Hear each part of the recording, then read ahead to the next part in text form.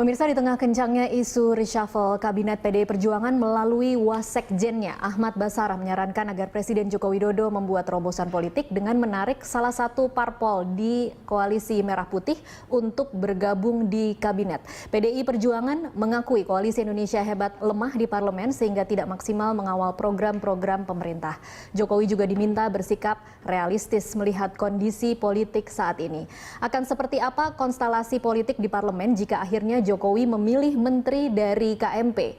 Mungkinkah menteri dari kalangan profesional murni akan tersingkir jika KMP akhirnya masuk dalam kabinet? Bagaimana pula kredibilitas dan independensi kabinet jika semuanya diisi oleh pentolan partai politik? Kita akan mendiskusikannya langsung dengan narasumber pengamat politik Indria Samego dan juga politikus dari PDI Perjuangan. Yang sudah hadir di sini adalah Ketua DPP PDI Perjuangan Andreas Parera. Selamat sore Pak Andreas dan Pak Indria. Selamat sore. Ya. Saya klarifikasi ke Pak Andreas terlebih dahulu. Ini statement dari Wasekjen Ahmad Basarah menyarankan Presiden Jokowi memberi kursi menteri bagi partai politik non pemerintah atau dari oposisi. Ini suaranya Megawati, suaranya Pak Ahmad Basarah sendiri atau sudah jadi kesepakatan dari PDI Perjuangan? Yang pasti kita dengar dari Pak Ahmad Basarah kan sampaikan itu, dan sebenarnya juga ya ada hal positifnya dari sudut pandang PDI Perjuangan sebagai partai pemerintah. Artinya kita di dalam pemerintah, kita lihat komposisi di parlemen dan dalam rangka memberikan dukungan pada Pak Jokowi, Presiden dan Wakil Presiden. Tentu ini suatu hal yang ya positif. Oke, artinya sudah disepakati atau tidak Pak Andreas sebenarnya? Soal sepakat atau tidak itu Presiden yang memutuskan gitu. Oke. Jadi ini tapi posisi partai seperti Presiden. Apa? Posisi partai memang mendukung seperti itu atau persoalannya bagaimana? Juga sekarang kan kalau PDI Perjuangan kan sudah merasakan semua gitu ya. Pernah menjadi oposisi, sekarang menjadi partai yang berada di pemerintah gitu. Oleh karena itu persoalan juga apakah teman-teman di KMP itu mau gitu. Okay. Nah, juga dalam posisi ya ketika misalnya PDI Perjuangan dulu, Prof, kami tetap berada pada posisi oposisi gitu. Dalam arti apa? Kita juga bangga menjadi oposan gitu. Iya. Ketika itu Ibu Mega selalu mengambil posisi itu gitu. Oke, dalam arti apa? Persoalan mencari kekuasaan itu tidak selalu harus ada di dalam pemerintahan. Iya. Nah di dalam konteks ini saya kira juga harus mereka yang bergabung juga harus memberikan komitmen untuk memberikan dukungan pada Pak Jokowi dan Pak JK gitu. Okay. Jangan kemudian menjadi partai pemerintah rasa oposisi gitu. Nah ini yang terjadi pada periode yang lalu kan. Okay. Ada beberapa partai yang kita lihat ya dia partai pemerintah tapi rasanya seperti oposisi kayak permen nano-nano gitu kan. Okay. Kalau bicaranya seperti itu Pak Andreas, artinya memang sudah ada partai dari KMP yang akan masuk ke dalam ini wacana yang harus kemudian kalau memang betul dilaksanakan harus clear. Harus clear dalam arti ada pembicaraan-pembicaraan yang menyangkut kesiapan, kesepakatan memberikan dukungan itu gitu. Sudah ada belum? Sehingga dengan demikian ketika menjadi partai bergabung di dalam pemerintahan itu kemudian juga mempunyai konsekuensi gitu. Tanggung jawab sebagai pemerintah. Sudah ada belum? Kemudian persoalan lain Mbak Lita, persoalan lain ketika saya kayak misalnya saya sebagai partai ketika itu tidak memberikan dukungan pada Pak Jokowi dan Pak JK, konstituen saya kan melihat saya, kami dulu berbeda posisi gitu.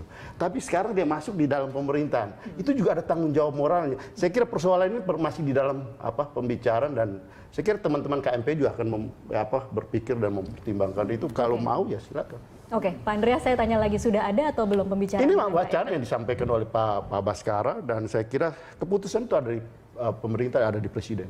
Oke, baik. Saya tanya ke Pak Indria. Ya. Pak Indria, apa sih konsekuensinya dari kemudian memilih atau seberapa penting sih situasinya saat ini sampai kemudian PDI mendesak atau meminta Jokowi untuk mempertimbangkan opsi mengambil menteri dari partai oposisi? Ya, pertama bahwa publik banyak yang menilai secara kritis bahwa pemerintah sekarang kurang mampu menjalankan fungsi-fungsinya secara efektif. Ya. Nah, jadi antara lain koordinasi yang tidak jalan, kemudian ada kementerian-kementerian yang punya nomenklatur baru, organisasinya juga belum siap. Tetapi bukankah itu sebenarnya kemudian menjadi evaluasi pribadi-pribadi menteri itu, bukan masalah dukungan di parlemen? Enggak, itu dulu pertama objektif gitu ya, penilaian objektif. Yang kedua, bahwa saya dari dulu katakan kita ini bukan sistem parlementer, sistem kita presidensial. Jadi tidak ada oposisi secara permanen itu. Yang ada adalah bahwa masing-masing anggota DPR sudah punya 3 fungsi. Ya, dia mengopos juga lewat pengawasan, ya, melakukan oposisi juga dari anggaran juga melakukan oposisi di situ kalau memang tidak sejalan dengan nawacitanya kalau sekarang itu. Jadi menurut saya itu persoalan yang fleksibel, ya, bisa di luar, bisa di dalam, tergantung. Yang penting dia mewakili konstituen. Yang ketiga, bahwa ini kembali lagi pada hukum besi politik. Tidak ada lawan dan kawan abadi gitu ya. Semua bisa ini. Tapi yang lebih penting menurut saya memang pemerintah itu harus lebih efektif. Bagaimana pemerintah efektif? Antara lain dirasakan oleh Ahmad Baskara ini dan juga kawan-kawan yang lain melihat antara lain karena kalau hubungan antara KIH KMP seperti sekarang itu tidak menguntungkan.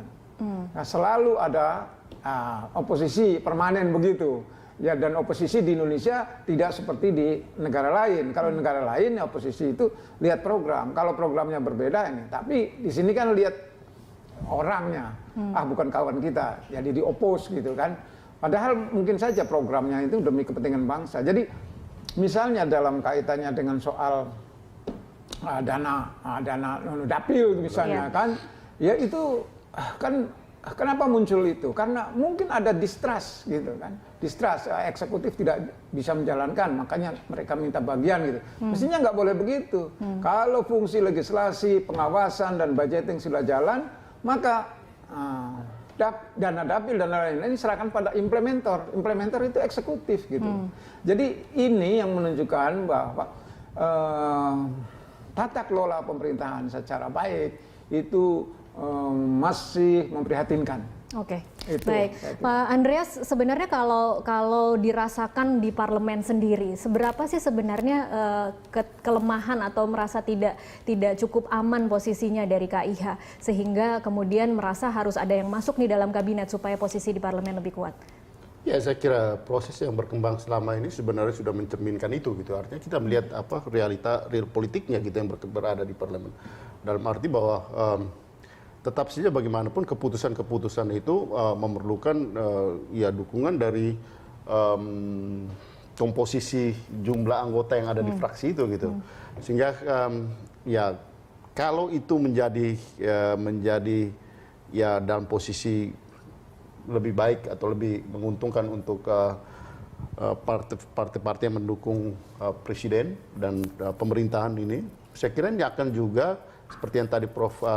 India menyampaikan bahwa ini akan juga memberikan lebih membuat pemerintahan menjadi lebih efektif dalam arti keputusan-keputusan yang dibuat itu juga akan lebih mudah, lebih cepat, bukan lebih mudah tapi lebih cepat di dalam proses pengambilan keputusannya gitu, dan implementasinya gitu. Nah itu poin pentingnya. Gitu. Oke, baik. Pak Indria, tapi kalau mungkin kita bisa kembali mereview beberapa yang berkonflik, beberapa kebijakan-kebijakan yang kemudian berkonflik di parlemen. Ada mungkin revisi Undang-Undang KPK, kemudian juga ada soal dana untuk parpol. Itu semua kan sebenarnya diusulkan bukan justru dari PDI Perjuangan sendiri. Iya. Jadi kan kita semua tahu bahwa... Jadi seperti blundernya sebenarnya ada di dalam PDI Perjuangan, tetapi kemudian minta bantuan dari partai lain untuk masuk ke dalam kabinet. Saya tidak melihat bahwa itu